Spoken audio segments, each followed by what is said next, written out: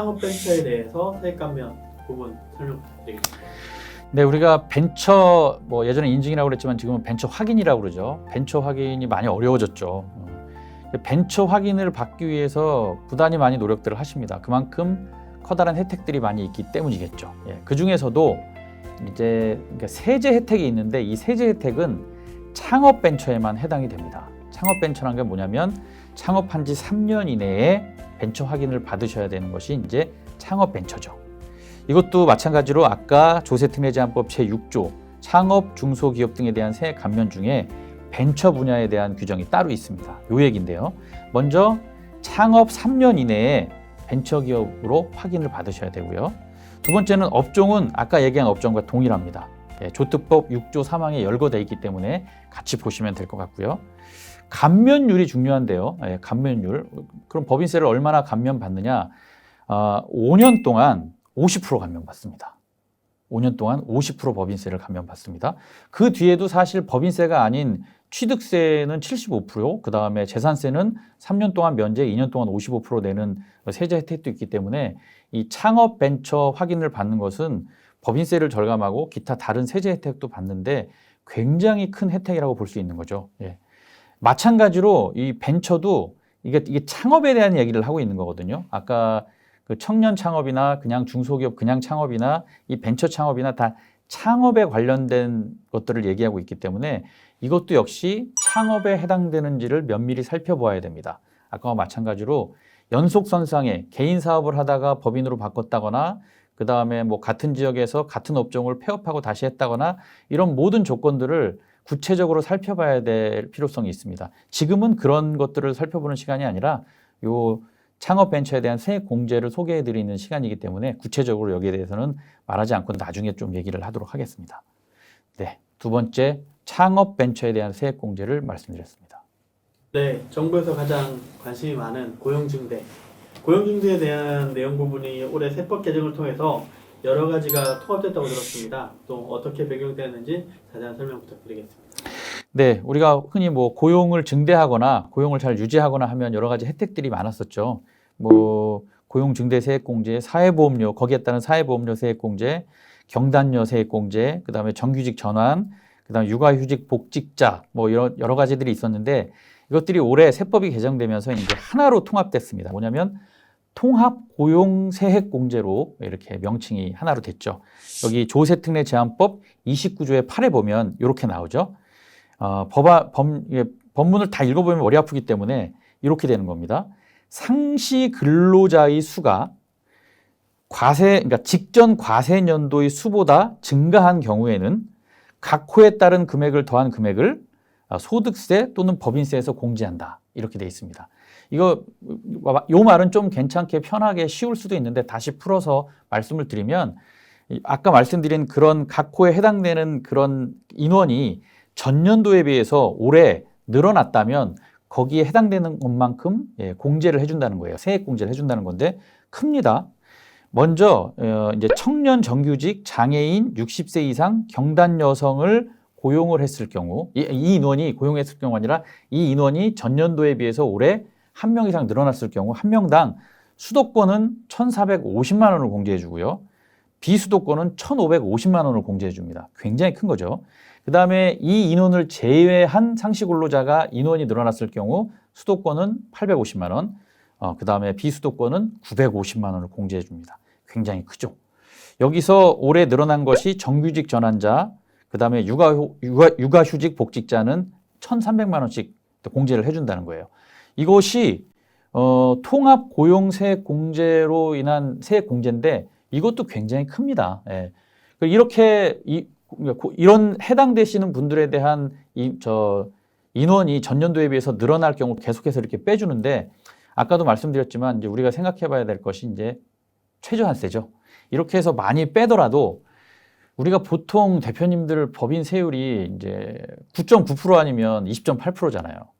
그런데 이렇게 많이 빼도, 그러니까 만약에 9.9%이신 분들은 7%를 내셔야 되니까 한 3% 정도밖에 절감을 못 받으시는 거죠. 공제를 못 받으시는 거죠. 세액 공제. 그러니까 이게 최저한세가 걸려 있을 경우는 실익이 생각보다는 크지 않을 수 있는데 그래도 굉장히 파워풀한 공제 드립니다. 여기서 이제 제가 다음 말씀드릴 거가 있는데 거기서 이제 최저한세 문제를 다시 한번 얘기하도록 하겠습니다. 네. 그럼 네 번째 대표님들이 많이 하고 계시는 R&D 세액공제인데 유지관리가 까다로운데도 불구하고 많은 대표님들이 이제 원하는 부분이긴 합니다. 혹시 그 이유가 무엇인지 설명 좀 부탁드리겠습니다. 네, 드디어 나왔습니다. R&D 세액공제, 연구개발비 세액공제입니다. 이거는 조세특례제한법 제10조 연구인력개발비에 대한 세액공제에 근거하고 있는데요. 이것도 일몰이 있는데 마찬가지로 뭐 일몰은 계속해서 연장될 것이기 때문에 계속 시행된다고 보시면 될 것 같고요. 여기 연구개발비 세액공제를 받기 위해서는 먼저 연구소가 있어야 됩니다. 연구소 내지 연구전담부서가 있어야 되겠죠. 연구소는 3인 이상 있어야 되고요. 우리 같은 소기업은 3인 이상 있으면 되고요. 그 다음에 그 연구소를 운영할 만한 상황이 되지 않는다면 연구전담부서를 만드시면 됩니다. 연구전담부서는 인력이 1명 이상만 있으시면 됩니다. 그 다음에 인원에 대한 자격 요건들이 있죠. 우리가 흔히 얘기하는 4년제 이공계를 졸업하신 분들이 이제 해당이 될 거고요. 만약에 2년제면 플러스 경력 2년의 경력 증명서만 있으시면 될 것 같고요. 특성화고나 마이스터고 졸업자일 경우에는 해당 관련 경력이 4년 이상 있으면 됩니다. 여기서 간혹 대표님들이나 대표님의 배우자, 그 다음에 특수관계자들이 자격 조건이 되는데 하면 되지 않느냐라고 말씀을 많이 하시는데 할 수도 있는데 세액공제는 되지 않습니다. 그래서 실제로 뭐 이런 세액공제를 목표로 할 경우라면 실익이 없죠. 예. 그걸 잘 살펴보셔야 될 것 같고요. 그 다음에 얼마나 공제를 해주느냐. 우리가 흔히 그 인건비, 연구소 인원 인건비의 25%를 이제 받는다고 알고 있는데 사실은 1번과 2번 요거 두 가지 중에 하나를 선택하게 됩니다. 지금 말씀드린 당해년도 총액 발생 기준의 25%이거나 그 다음에 증가 발생 기준이에요. 발생 기준이 아니라 증가 발생 기준. 당해년도 발생액 마이너스 직전 연도 발생액에서 50% 이 둘 중에 큰 거 중에 하나를 선택하시면 되거든요. 대부분 대표님들은 연구 인력 인건비의 25%를 선택하시게 되죠. 예. 자, 여기서 제가 말씀드리려고 하는 것. 지금 이전의 것들은 대부분 다 최저한세에 적용이 되거든요. 그렇기 때문에 7% 이상은 항상 달고 가셔야 되는 그런 문제점이 있습니다. 그런데 여기 연구개발비 세액공제는 최저한세에서 적용이 배제됩니다. 그래서 이렇게 보다가 법인세 안 낸다고 하시는 대표님들 보면 대부분이 연구개발비 세액공제 이거 다 적용받고 계시기 때문에 그렇게 된다고 볼 수 있는 거죠.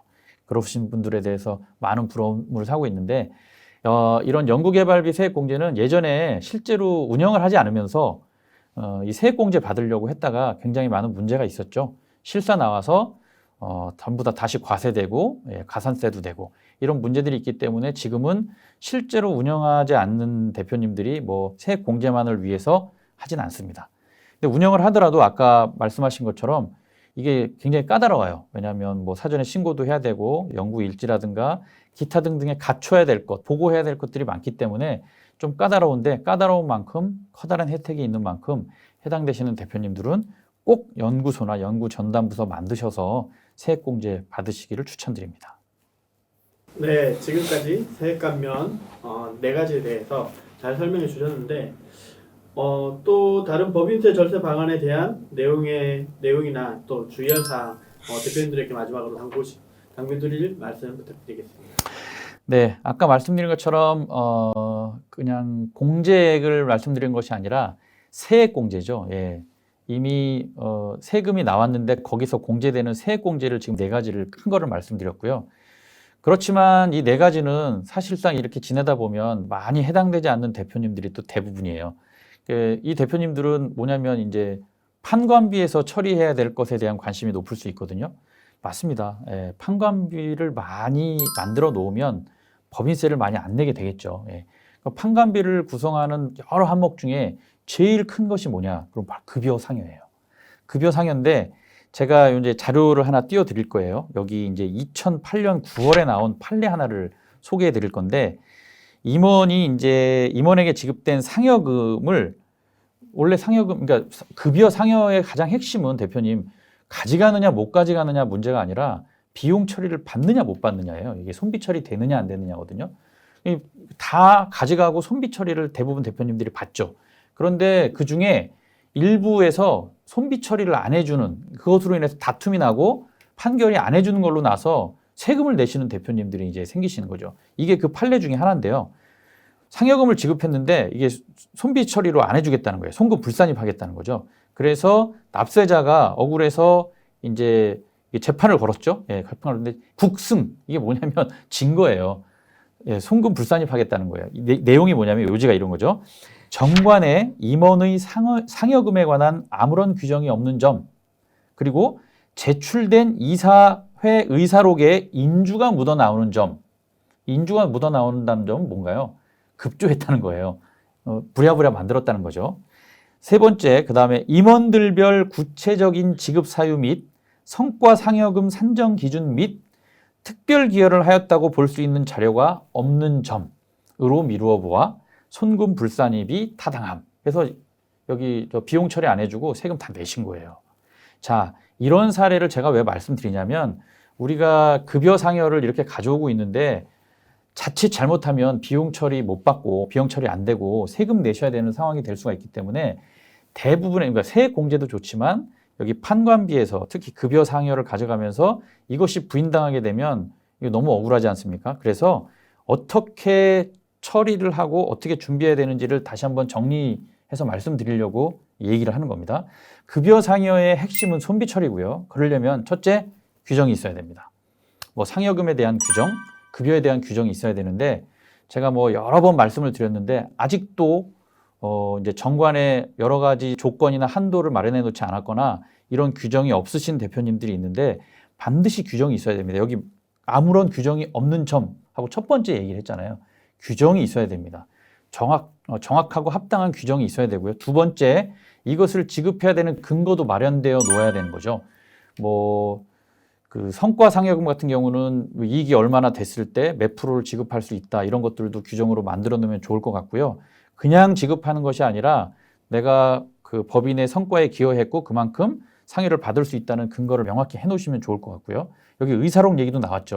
인주가 묻어 나왔다고 인정을 안 해줬잖아요. 법인의 주인은 주주기 때문에 이렇게 커다란 자금이 집행될 때는 반드시 주주총회 결의가 있어야 됩니다.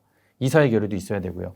이럴 때 의사록이 반드시 필요한데 이거 이렇게 급조해서 막 만들어 놓으면 이분은 이제 운이 없어서 이렇게 걸렸겠죠.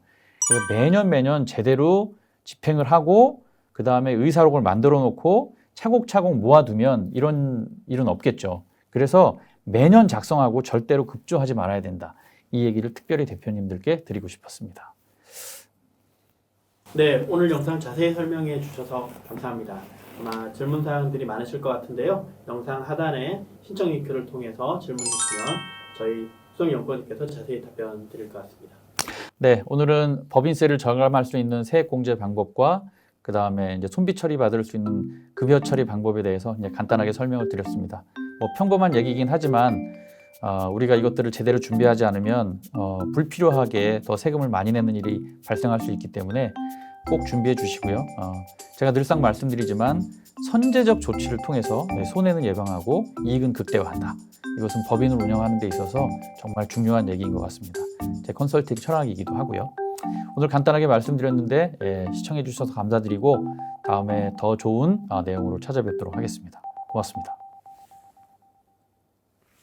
법인의 잉여금이 쌓일 때 가장 먼저 해야 할 일은 무엇일까요? 그것은 쌓여있는 잉여금을 안전하게 가져올 수 있는 절세 플랜입니다. 법인을 운영하다 보면 성장에만 집중하게 됩니다.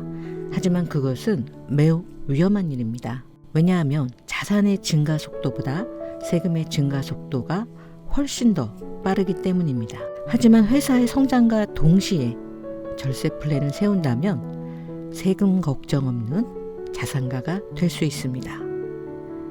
이것이 진짜 부자들이 자산을 지키는 핵심 노하우입니다. 진짜 부자들의 절세 노하우가 궁금하시다면 영상 하단의 설명문을 클릭해 주세요.